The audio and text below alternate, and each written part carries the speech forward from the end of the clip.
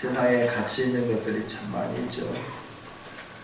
또 사람마다 가치 있다고 생각하는 것들이 다 다르기도 합니다. 그래서 어떤 사람은 달러를 가치 있게, 어떤 사람은 언제든지 변함이 없는 금을 가치 있게 여겨서 그것들을 사고 또 모으고 이 일들을 행하면서 살아가게 되는 거죠. 오늘 우리가 그리스도인이지만 이 세상에 사는 동안 세상의 가치를 따라서 우리도 세상적인 여러 가지 것들에 가치를 두고 살 때가 참 많이 있죠. 그러나 이 세상적인 모든 것들은 영원하지 못합니다. 불변의 가치입니다. 그러나 우리에게 영원한 가치가 있는 귀중한 것을 하나님 우리에게 가르쳐 주면서 이 영원한 가치를 소유하기를 원하고 계시는데 그것이 바로 말씀인 줄 믿습니다. 제가 어릴 때만 해도 성경책을 구하기가 참 어려웠어요. 그래서 성경책 한 권을 사면 얼마나 기뻤는지 모릅니다. 가정에 성경책이 있다고 하는 것처럼 기쁘고 감격스러운 일은 없었던 것 같아요. 힘들어도 어려워도 그 하나님의 말씀을 소유하기 위해서 몸부림쳤고 그리고 말씀을 이렇게 가정에 가지고 얼마나 소중했으면 주일날 예배 드릴 때만 들고 다니고 그리고 나머지는 장롱속 깊은 곳에든지 창문 위에 올려놓을 정도로 소중하게 생각했어요. 그러나 오늘날은 성경이 너무나 흔하죠. 주일 학생들도 등반할 때마다 성경 사주는데 성경이 나둥그는 거예요. 주체할 수가 없어요. 5층 교육관에도 그러고 본당에도 보면 성경책이 얼마나 많은지 알 수가 없어요. 그럼에도 불구하고 이렇게 성경이 손쉽게 우리 안에 있고 우리가 언제든지 손에 들고 다니고 또 읽을 수 있음에도 불구하고 이 성경에 대해서 그렇게 소중하게 여기지 못할 때가 참 많지 않는가 이렇게 생각을 해봐요. 여러분, 이 성경이 우리에게 생명을 살리는 일이고 가치로 말한다고 하면 그 무엇과도 바꿀 수 없는 소중한 것인데 우리는 소중한 성경을 얼마만큼 가치 있게 내가 소중하게 여기면서 살고 있는지 우리 자신들을 한번 돌아봤으면 좋겠습니다. 이 성경이 이제 우리 손에 들어오기까지 여러 가지 우여곡절들이 있죠. 성경을 말살하고 성경을 다 불태울 때 이 성경을 보존하기 위해서 유대 신학자들이 이 성경을 이렇게 양피지에 기록을 했죠.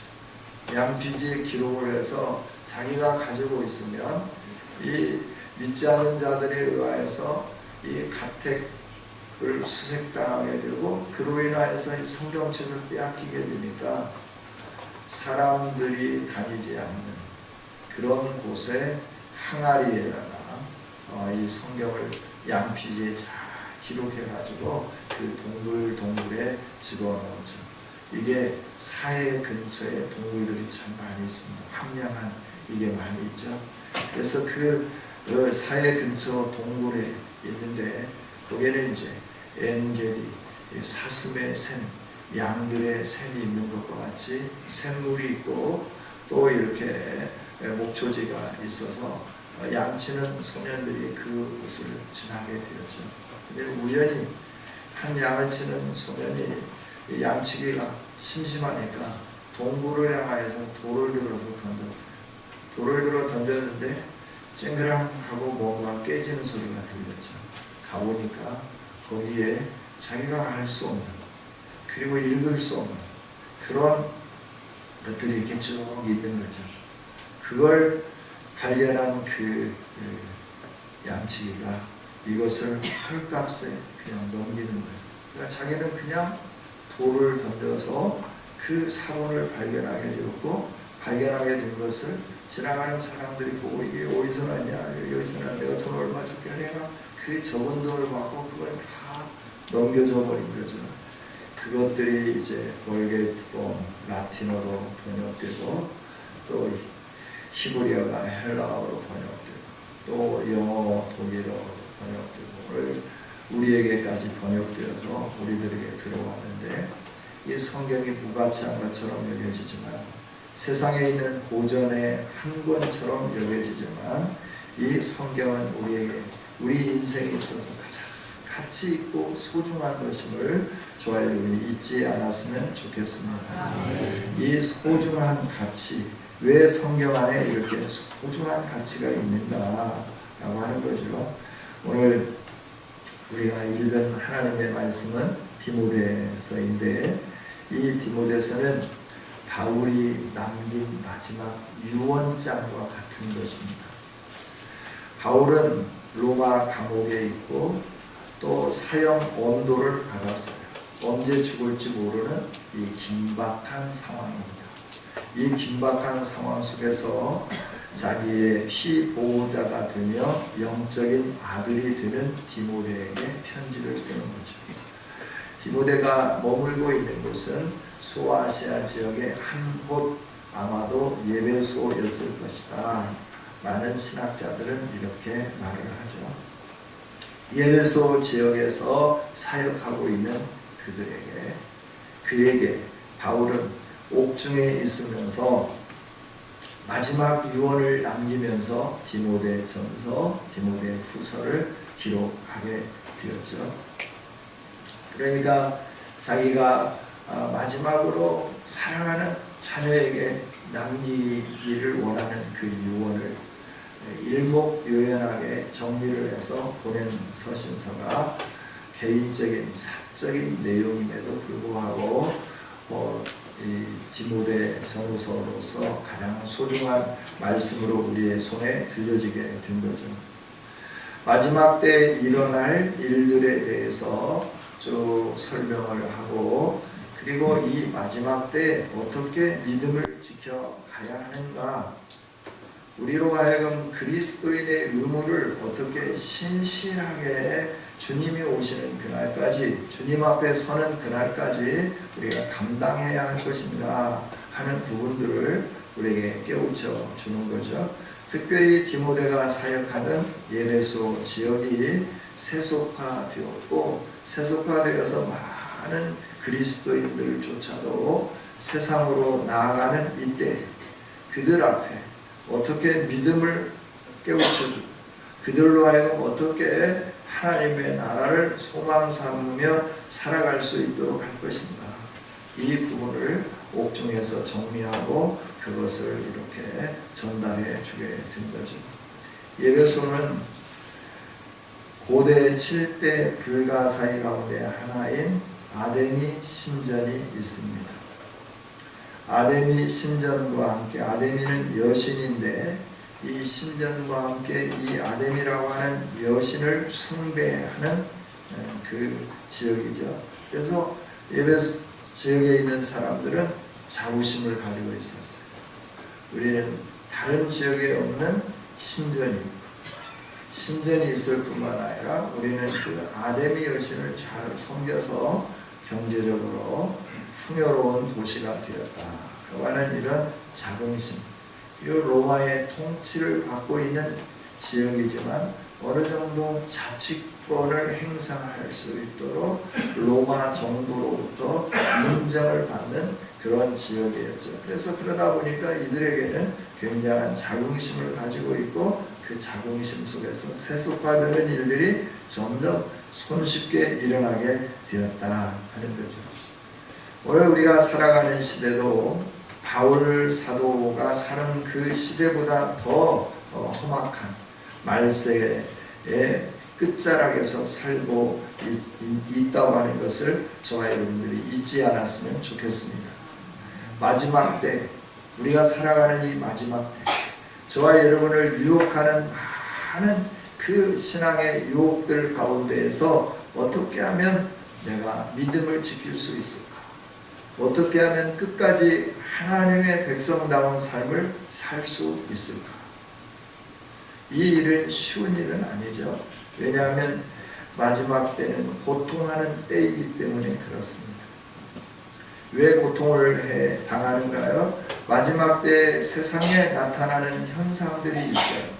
그 현상들에 대해서 쭉 설명을 해놓고 있는데 그 현상들은 어떤 거냐면 자들이 일어나게 되고 미혹하게 되고 그러면서 부모를 거역하고 돈을 사랑하고 교만하고 회방하는 삶을 산다라고 말해요. 하나님의 권위에 도전하고 공격을 하는 이 일들이 마지막 때에 일어난다. 그래서 내가 신전이 있다. 하나님을 섬겨야 할 사람들이 하나님을 섬기지 않는다. 하나님께 대한 도전이죠. 오늘 우리에게는 이런 어떤 우상을 섬기는 큰 신전 같은 것들은 없지만 우리 마음속에 그 신전을 향하여 달려오고 절하고 복을 빌고 이런 사람들보다도 더 열정적으로 세상의 어떤 것들을 사랑하면서 거기에 가치가 있고 거기에 힘이 있다라고 느끼며 그곳에 우리의 모든 것을 굴복시키고 있지는 않는지 우리 자신들을 오늘 돌아보는 시간이 되었으면 좋겠습니다. 감사가 없습니다. 거룩이 상실됩니다. 정이 없습니다. 원통함을 풀지 않습니다. 그래서 끝까지 복수합니다. 포용하지 않습니다. 끝까지 흑백 논리를 가지고 나는 옳고 상대는 그르다라고 다투면서 죽기까지 피 흘리기까지 싸우는 거예요. 오늘 우리가 살아가는 시대가 그렇지 않습니까? 누구 하나 내가 행한 일이 잘못입니다 하고 고백하는 게 사람이 한두 없어요.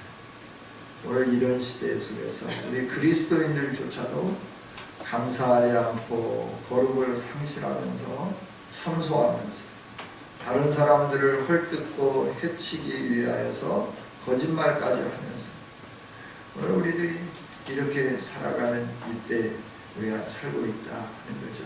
선한 것을 사랑하지 않고 배반하고 조급하고 쾌락을 하나님보다 더 사랑하는, 그래서 겉으로는 신앙인 척 하지만 신앙의 그 아름다운 모습이 없는, 경건의 모양은 있지만 경건의 능력은 부인하는 사람으로 전락해 버렸다. 오늘 우리가 그렇게 살고 있다라고 하는 거죠. 이런 때 하나님은 우리가 이 모든 것들을 극복하면 우리들이 경건의 능력을 회복하고 우리들 안에 하나님의 사랑이 넘쳐나면서 세대를 거슬러가고 마지막을 승리하며 주님이 주실 그 영광의 면류관을 쓰기까지 전진해 갈 수 있는 그 비결을 우리에게 가르쳐주는 것이 있는데 그게 바로 성경이다 하는 거죠. 여러분, 성경만이 우리가 세상을 이길 수 있는 능력을 베푸는 힘인 줄 믿습니다. 하나님의 말씀, 이 말씀이 대언되니까 마른 뼈들이 움직이기 시작합니다.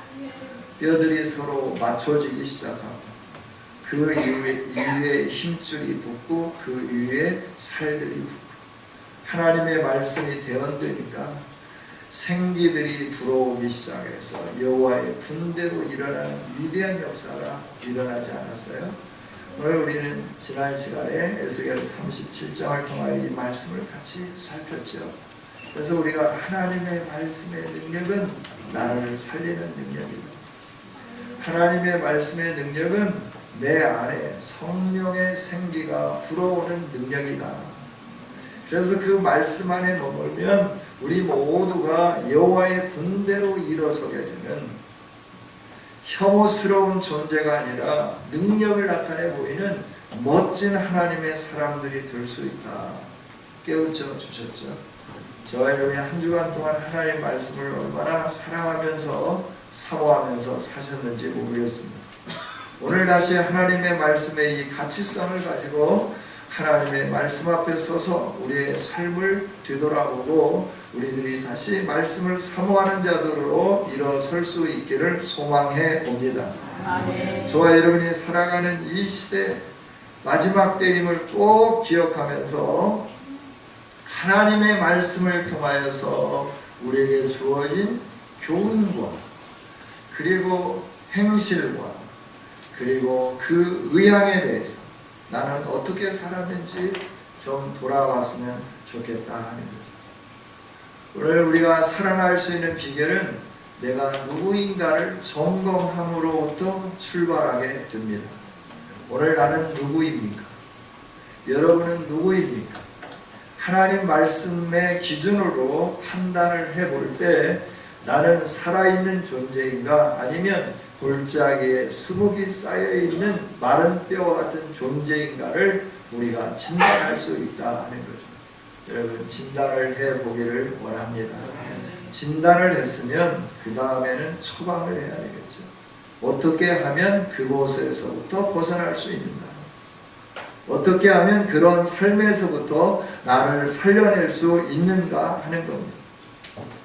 여러분 어떻게 해야 우리가 살아날 수 있겠습니까? 어떻게 해야 우리가 새로워질 수 있겠습니까? 어떻게 해야 이처럼 반목과 질시 그리고 서로 원망하고 불평하고 다투고 싸우는 이 시대 가운데 그리스도인답게 살아가면서 하나님의 영광을 드러내며 살 수 있을 건가 하는 거죠. 오늘 14절은 분명하게 말씀을 해줘요. 같이 한번 읽어보겠습니다. 시작. 그러나 너는 배우고 확신한 일에 거하라. 너는 내가 누구에게서 배운 것을 알며. 아멘. 너는 배우고 확신한 일에 거하라 라고 말씀합니다. 여러분 세상의 학문도 중요합니다. 그러나 정말 소중한 것은 영원토록 변함없는 진리의 말씀인 줄 믿습니다. 세상은 다 쇠해져 갑니다.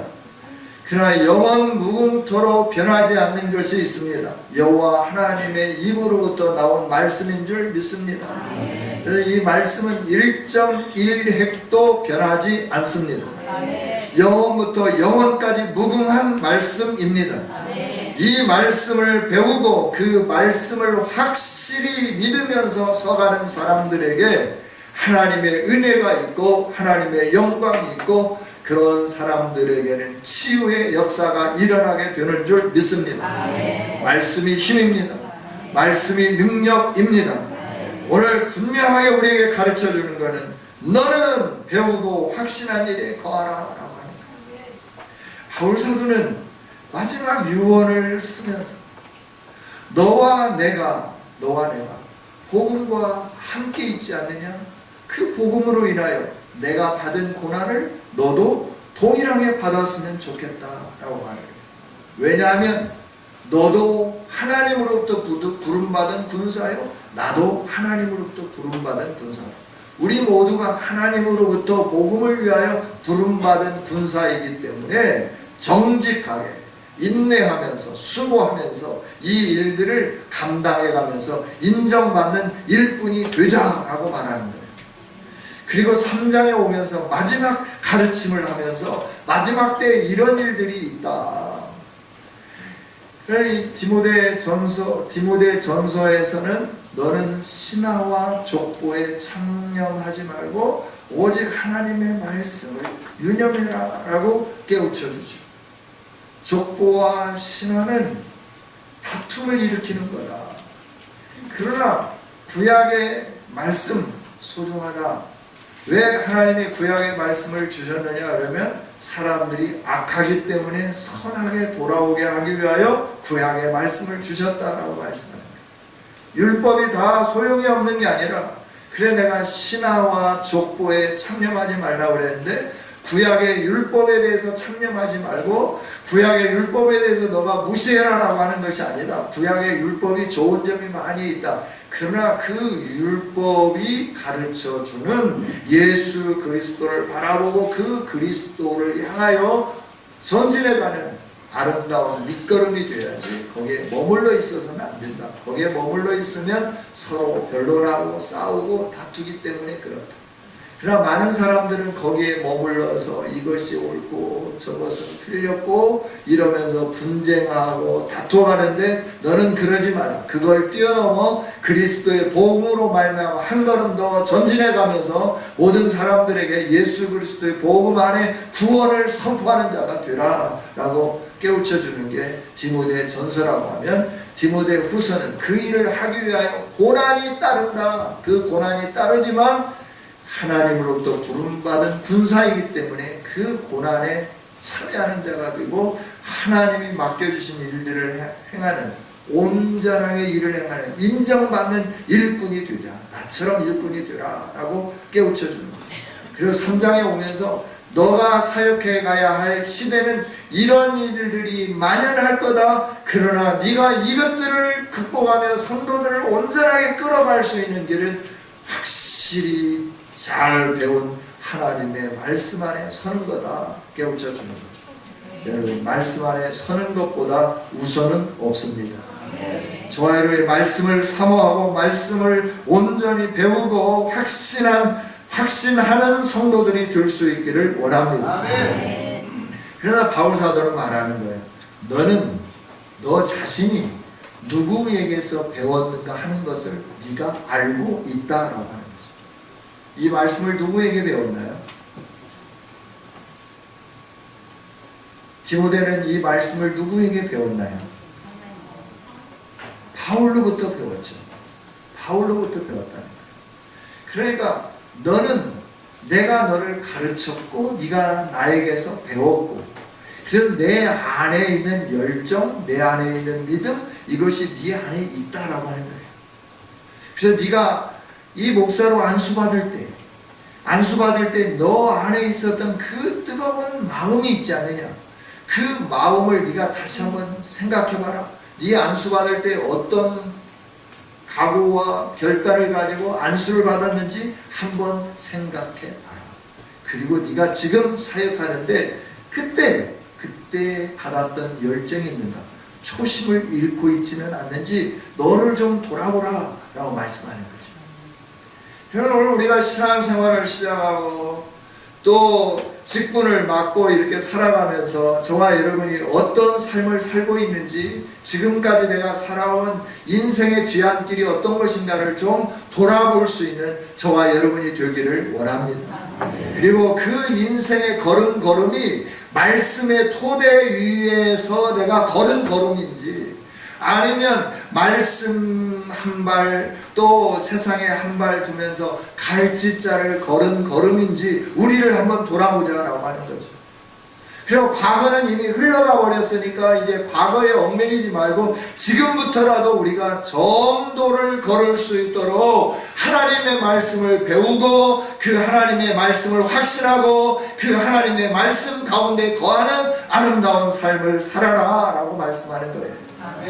여러분, 저와 여러분을 살리는 것은 하나님의 말씀이기 때문에 하나님의 말씀을 사모하는 자들이 되어야 할 줄 믿습니다. 오늘 우리가 말씀을 누구에게 배웁니까? 부족하지만 저에게 배우고 있지 않습니까? 저와 여러분들에게 말씀을 가르칠 때 때로는 여러분 마음에 속상하게 할 때도 있습니다. 왜냐하면 하나님 앞에서 면류관을 받아야 되기 때문에, 하나님 앞에서 의로운 상급을 받아야 되기 때문에 제가 때로는 싫은 소리도 하고 얼굴빛이 바뀌어지기도 하는 거죠.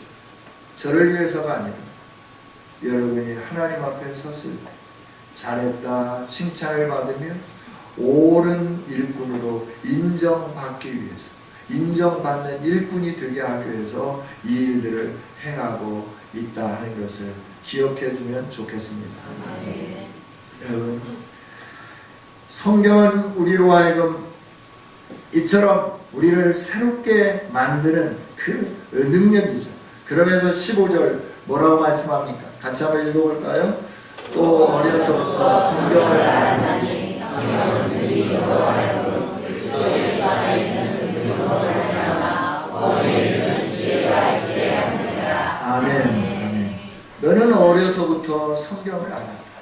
네가 나에게 성경을 배워서 지금 그 위치에 있는데, 그거는 그 나로부터만이 아니라 너의 가정 안에서 외할머니로부터 어머니로부터 이 믿음이 전수되어서 너가 어려서부터 이 성경을 알았고 성경으로 하여금 네가 그리스도를 알게 되었고 그리스도를 알므로 그리스도를 믿고 구원에 이르는 지혜를 얻게 되었다. 그러니 너는 이 성경을 떠나지 말라라고 말씀하는 거죠. 여러분, 믿음은 이처럼 가정 안에서부터 시작되는 것입니다. 우리 자녀들의 믿음은 다른 데 위탁할 수 없습니다.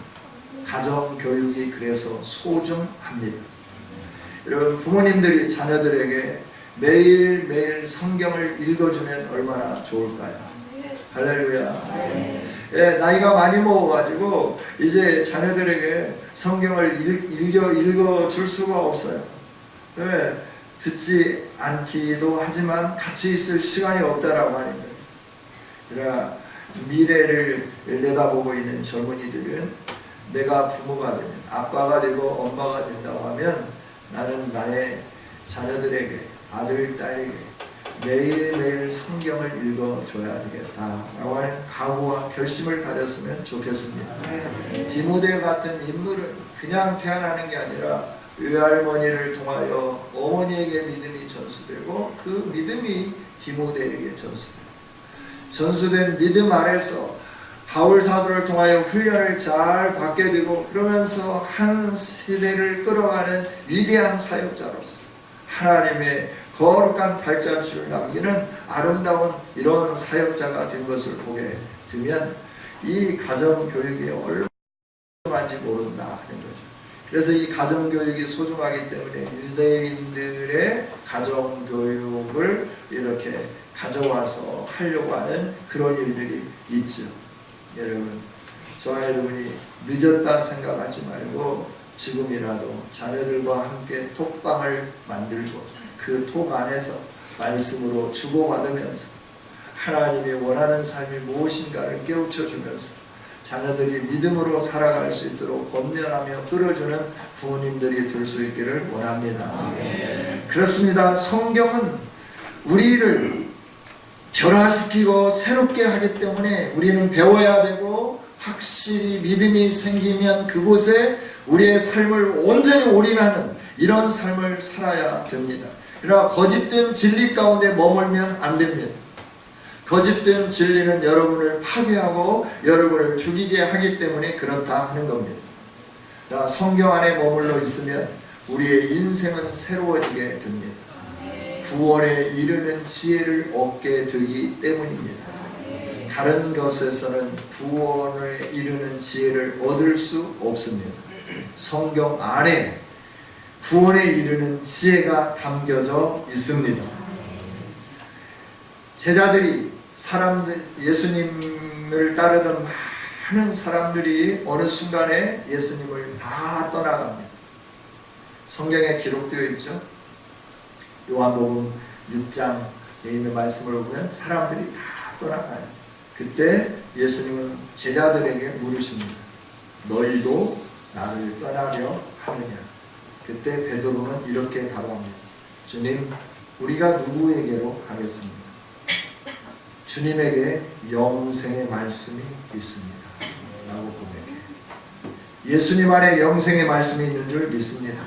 그 영생의 말씀이 예수님 안에 있다고 하는 것을 우리에게 확실히 가르쳐주는 것이 성경인 줄 믿습니다. 성경은 구원에 이르게 하는 지혜의 책, 생명의 책입니다. 따라서 저와 여러분이 성경 안에 머물러야 할 줄 믿습니다. 그래서 성경이 왜 이렇게 소중하냐, 왜 성경을 이렇게 강조하냐라고 하는 거예요. 15절입니다. 16절입니다. 모든 성경은 하나님의 감동으로 된 것으로 교훈과 책망과 바르게 함과 의로 교육하기에 유익하니. 아멘. 모든 성경은 하나님이 우리 손에 들려준 모든 성경 66권은 하나님의 감동으로 되었다라고 하는 겁니다. 즉 한마디로 이야기하면 하나님의 말씀 그 자체다라고 하는 거죠. 물론 성경을 기록한 건 사람들입니다. 그런데 그 사람들이 성경을 기록할 때 하나님은 어떻게 했느냐 하면 성령으로 그를 사로잡았습니다. 사로잡았는데 그러면 성령이 불러주는 대로 그대로 쓰기만 했느냐? 그게 아니에요. 하나님의 뜻을 깨닫고 그 뜻을 사람들에게 전파하는데 그 시대의 언어, 그 시대의 사상, 그 시대의 문화, 그 시대의 역사적인 흐름, 이런 것들을 감안하면서 사람들이 이해하고 알아들을 수 있도록 그 시대의 상황과 언어를 가지고 하나님은 하나님의 뜻을 그들에게 오류 없이 전달하도록 붙잡아 주셨다. 이게 영감이라고 하는 겁니다. 감동이라 하는 겁니다. 하나님은 이렇게 해서 하나님의 말씀을 우리에게 우리 안에 들려주셨습니다. 그래서 이 말씀은 우리가 사모해야 할 것이고 소중하게 여겨야 할 진리라고 하는 거예요. 사람들이 쓴 어떤 소설이 아니에요. 먼 옛날에 썼던 어떤 그런 그 교훈을 남기는 그 정도 수준이 아니다라고 하는 거죠. 우리의 영혼을 새롭게 하고 우리의 심령을 새롭게 하고 저와 여러분의 인생을 온전히 변화시켜서 온전하게 만드는 능력이 어디에 있느냐? 성경 안에 있다 하는 거죠. 그래서 우리는 이 성경을 사모하고 사랑해야 될 줄 믿습니다. 그래서 우리는 성경의 수술대 위에 나 자신을 돌아왔다고 하면 이 말씀의 수술대 위에 나를 올려놔야 되는 거죠. 나를 올려놓으면 이 말씀이 내게 교훈도 하고 책망도 하고 바르게 하기도 하고 의로 교육하기도 하는 겁니다. 나를 말씀 앞에 비추지 않으면 내가 교훈을 받을 수가 없어요. 책망을 받을 수도 없어요. 바르게 됨을 고쳐지는 그 은혜의 역사를 경험할 수도 없게 되는 거죠.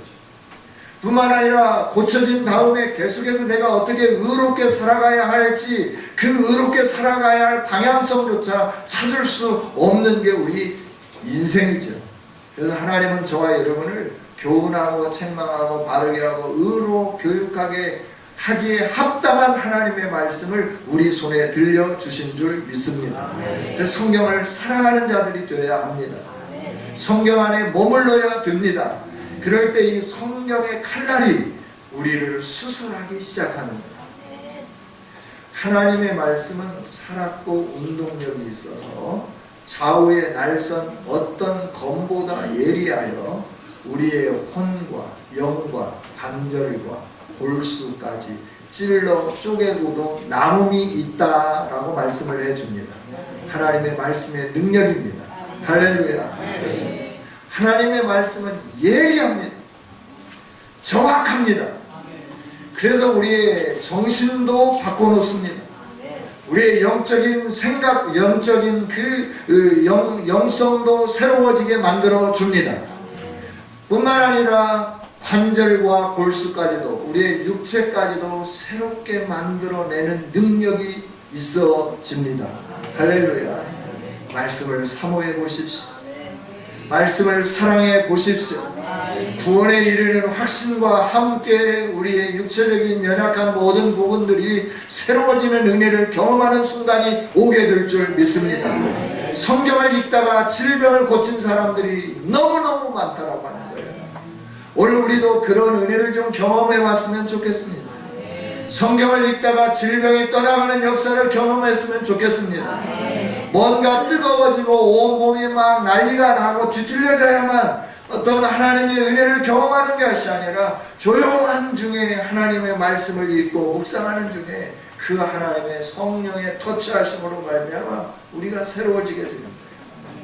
성도다워지게 된다 하는 거죠. 여러분, 말씀의 수술대 위에 올라가십시다.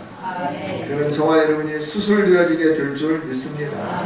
수술되어지게 되면 어떻게 됩니까? 하나님의 사람으로 온전하여집니다.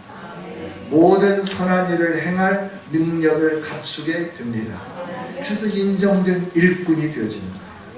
내가 어떻게 이 시대를, 이 말세지 말에 악한 세력들이 득세하고 악한 세력들이 사람의 마음을 움직이면서 우리가 전혀 상상할 수 없는 그 이상한 일들을 만들어내는 이때 어떻게 내가 거기에 휩싸이지 아니하고 동조하지 아니하고 내가 하나님의 백성답게 거룩하게 완전하게 살아갈 수 있는지 그 능력을 우리에게 주신다 하는 거죠. 할렐루야. 여러분, 이제 우리가 해야 할 일이 있습니다. 그럼 우리가 어떻게 해야 될까라고 하는 거죠. 말씀을 사모하는 성도들이 될 수 있기를 원합니다. 아멘. 시편 기자는 이렇게 고백해요. 내가 하나님의 말씀을 사모하여 헐떡였나이다 라고 고백해요. 하나님의 말씀을 얻기 위하여 여러분 헐떡이는 삶을 살고 계십니다. 오늘 우리들은 하나님의 말씀을 가장 뒷전에 두고 살고 있지는 않습니까? 하나님의 말씀이 이처럼 나를 살리고 나를 새롭게 하고 나를 능력 있게 하고 나를 온전하게 하고 나로 하여금 이 시대를 이길 수 있는 능력 있는 사람, 능력을 갖추게 하는 그 위대함이 말씀 안에 있음에도 불구하고 하나님의 말씀을 저 뒷전으로 놔두고 내일 일과에 찌들어서 피곤하다라고 바쁘다라고 핑계하면서 하나님의 말씀을 떠들러 보지 않고 하루하루를 그냥 지나쳐버리는 그런 삶을 살고 있지는 않는가 하는 겁니다. 하나님은 요구하고 계십니다.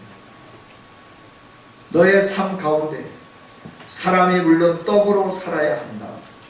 그러나 더 중요한 것은 떡뿐만이 아니라 하나님의 입에서 나온 모든 말씀으로 살아야 하는 것을 너희가 알기를 원한다. 하나님은 분명하게 선포해 주셨습니다. 그 말씀을 따라 살아갈 때 그들에게 필요한 만나가 내려졌고 그들에게 필요한 물이 반석에서부터 솟구쳐 흐르면서 그들이 가는 그 사막에 강을 내게 되었다 하는 거예요. 그냥 그 자리에서만 물이 나오고 거기에서만 물 범벅되고 난 다음에 물이 끝! 그러면 어떻게 하겠어요? 그 반석에서부터 흐르는 물이 이스라엘 백성들이 가는 곳을 따라서 시내를 흐르며 강을 흐르며 흘렀다라고 하는 거죠. 할렐루야. 믿습니까? 하나님 그 한순간만 하고 나면 그 다음에 돌아서면 목마른데요. 목마른 그 갈증을 어떻게 해소하겠어요? 그러면 계속해서 반석에서 날마다 물이 솟구쳐야 되지 않겠어요? 그들이 여행하는 그 여행지에서 그들이 40년 동안 유리하고 방황하는 그 시나이 반도 거기에서 반석에서 물이 솟구치면서 그들이 주둔하는 그곳에 그들이 걸어가는 그곳에 시냇물이 흐르도록 역사해 주셨던 하나님, 그 하나님이 오늘 저와 여러분에게 말씀을 해주는 거예요. 너가 그 물 따라서 가지 마라. 너가 그 먹을 것 따라서 가지 마라. 너 인생이 내 입에서 나오는 모든 말씀으로 살기로 결단하고 살아간다고 하면 조상들도 알지 못했던 만나를 먹였던 것처럼 내가 너를 먹이겠다라고 말씀해 주세요. 반석에서 샘물이 나게 했던 것처럼 전혀 물을 얻을 수 없는 상황 속에서 너에게 필요한 갈증을 해소해 주겠다 약속을 해 주십니다. 그러니 저와 여러분이 해야 할 일이 무엇이겠습니까? 오직 하나님의 말씀을 사모하면서 살아야 되지 않겠습니까? 말씀을 가장 최우선으로 살아야 되지 않겠습니까? 아무리 바빠도 아무리 시간이 없어도 아무리 성경 읽을 틈방이 없어도 눈 뜨면 먼저 성경을 읽는 저와 여러분이 되었으면 좋겠습니다. 그래서 이 말씀 안에 머물고 구원의 확신 가운데 살아가고 하나님의 사람으로 온전해지고 하나님이 원하는 일들을 온전히 이룰 수 있는 능력을 구비해서 하나님으로부터 인정된 하나님의 사람들이 될 수 있기를 주님의 이름으로 축복합니다. 기도하겠습니다. 하나님 감사합니다. 오늘도 귀한 말씀을 주시니 감사합니다. 우리 연약함을 아시는 주, 연약한 중에 우리를 부욕해 하시기를 원하셔서 귀한 말씀을 주신 줄 믿사오니 이 말씀을 우리가 의지하며 살게 하시고 실천하며 살게 하여 주옵소서. 그래서 세상을 이기게 해주시고 하나님이 주시는 풍성한 복을 누리며 살게 하여 주옵소서. 예수님의 이름으로 기도하옵나이다.